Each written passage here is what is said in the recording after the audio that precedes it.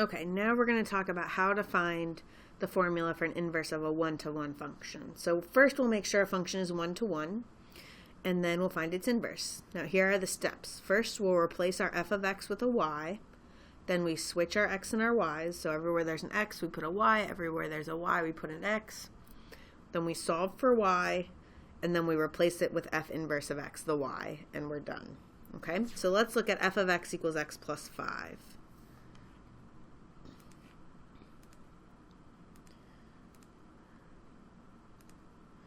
We're just going to make sure it's one-to-one, that it passes the horizontal line test, and it does. Okay, so now we'll follow our steps. So part A says replace f of x with y. So that just means we're going to put y equals x plus 5. Okay, step B says interchange x and y. So we'll say x equals y plus 5. Step C, solve for y. So here we just need to subtract 5 from both sides. So we can say x minus 5 equals y. And last step, D, replace y with f inverse of x. So we can say f inverse of x equals x minus 5. Okay? And just to show you, remember we said our graph was the reflection across f of x equals x. So we'll put in the thing, and then we'll put in x, and we'll make that a dotted line.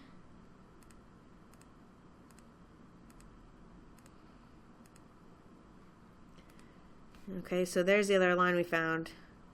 Didn't do it dotted very well, but we see that this line is the reflection of this line across f of x equals x.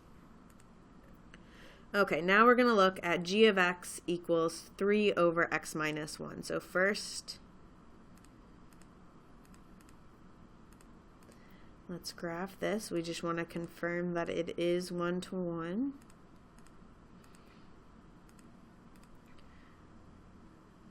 Okay, so now this vertical line is really our vertical asymptote. It shouldn't actually be there. The calculator just connects it. So this is a one-to-one function. Let's real quick talk about the domain and the range. So the domain and range of g of x, well, the domain we have to leave out 1 because it makes the denominator 0. So it'd be negative infinity to 1. Oops, that should be a positive 1. Union 1 to infinity. And the range is everything except for 0. We have a horizontal asymptote here at 0. And going this way, it's never going to quite touch 0, but closer. And this way, it's never going to touch 0. But we do see that it goes all the way down to negative infinity and all the way up to infinity at our vertical asymptote. So our range is everything except for 0.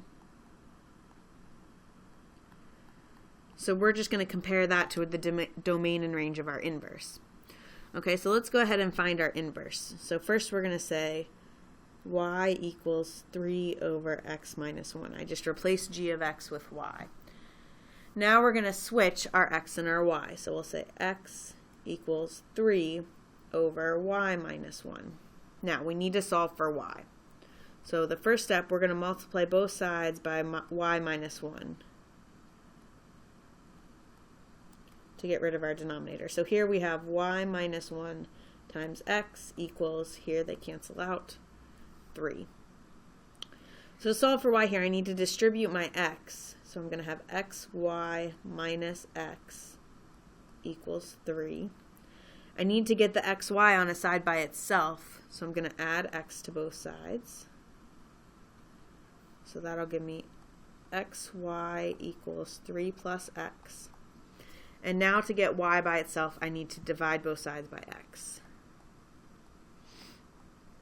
So here we have y equals 3 plus x over x. So that would be our inverse. F inverse of x equals 3 plus x over x. Now, let's go ahead and graph that as well.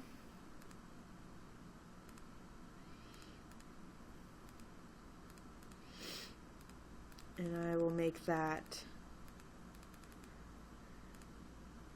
bold. Okay, so there's our new graph, and it's hard to see, but I know this gets really complicated, but what we've actually done is reflect the graph over that line. Okay, so we've taken, you know, this piece and switched it, flipped it, which actually has given us this piece.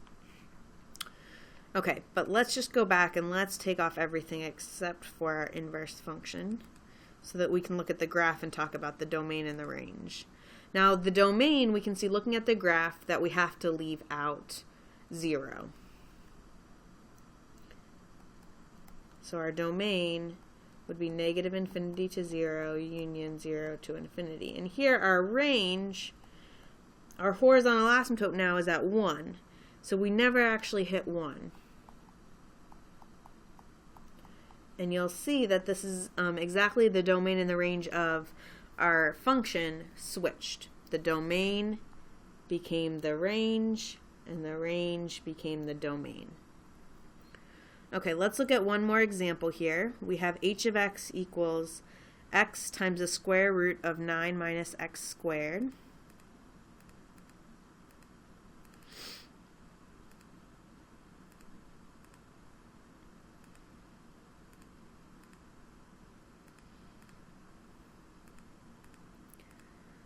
Okay, let's look at the graph. So here's our graph, and you'll notice we're not 1 to 1. Okay, so we're just going to say not 1 to 1, right? It doesn't pass the horizontal line test. So right now we can't find an inverse. We'll actually talk about how we could restrict the domain and find an inverse on part of it, but that will be a later video.